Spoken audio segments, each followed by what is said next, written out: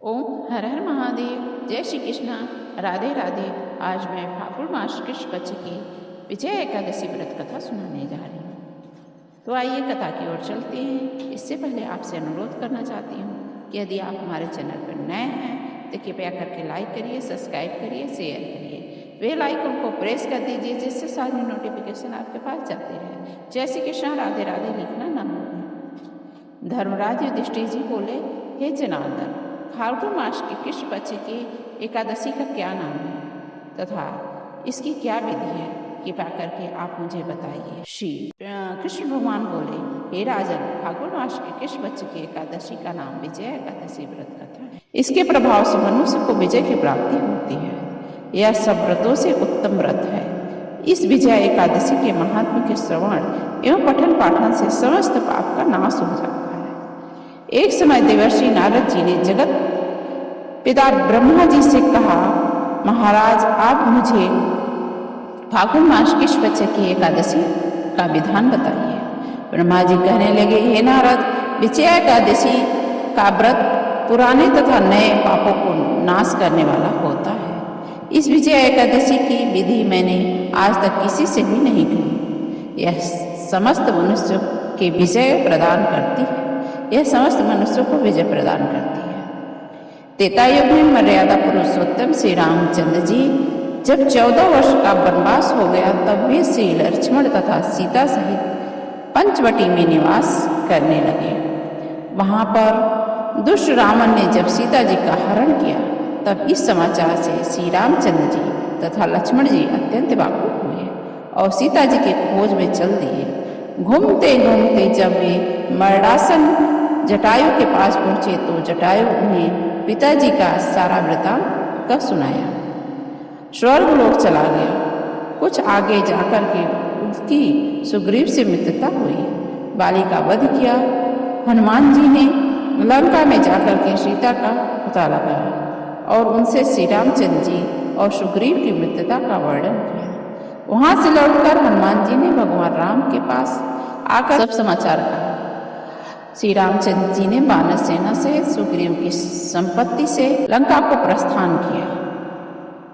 जब श्री रामचंद्र जी समुद्र के किनारे पहुंचे तब उन्होंने मगरमच्छ आदि से युक्त उस अगाध समुद्र को देखकर लक्ष्मण जी से कहा, इस समुद्र को हम किस प्रकार से पार करेंगे। श्री लक्ष्मण जी ने कहा, हे पुराण पुरुषोत्तम, आप आदि पुरुष हैं, सब कुछ जानते हैं। यहाँ से आधा योजन दूर पर कुमारी द्वीज में वक्दालभ्य नाम के मुनि रहते। उन्होंने अनेक ब्रह्म देखे। आप उनके पास जाकर के उनका पता पूछिए। लक्ष्मण जी के इस प्रकार के वचन सुन करके श्री रामचंद्र जी वक्दालभ्य ऋषि के पास गए और उनको प्रणाम करके बैठ गए। मुनि ने भी उनको मनुष्य रूप धारण किए हुए पुराण पुरुषोत्तम समझकर उनसे पूछा कि हे राम, आपका आना कैसे हुआ। श्री रामचंद्र जी कहने लगे, हे ऋषि, मैंने अपनी सेना सहित यहाँ पर आया हूँ और राक्षसों का जीतने के लिए लंका जा रहा हूँ। कृपा करके समुद्र पार करने का कोई उपाय बताइए।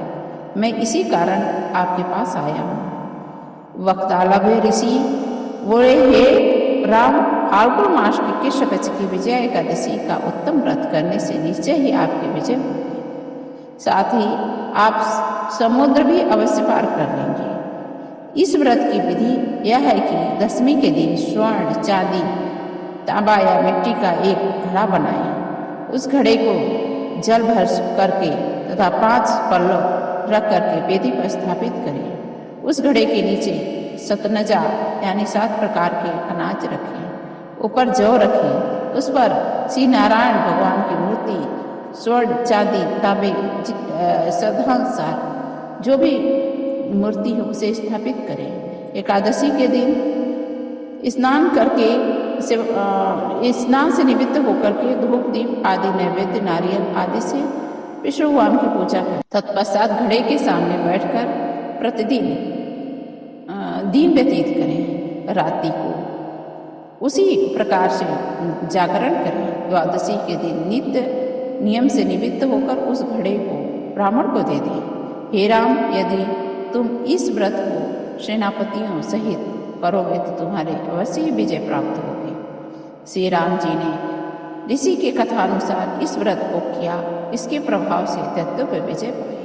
अतः हे राजन, जो कोई इस मनुष्य विधि पूर्वक व्रत करता है, दोनों लोकों में उसकी अवश्य ही विजय होती है। श्री ब्रह्मा जी ने नारद जी से कहा था कि ये पुत्र, जो कोई व्रत के महात्मा को पढ़ता या सुनता है और दूसरों को सुनाता है, उसको वाजपेयी यज्ञ का फल प्राप्त होता है। यह तो था विजय एकादशी व्रत कथा की महिमा।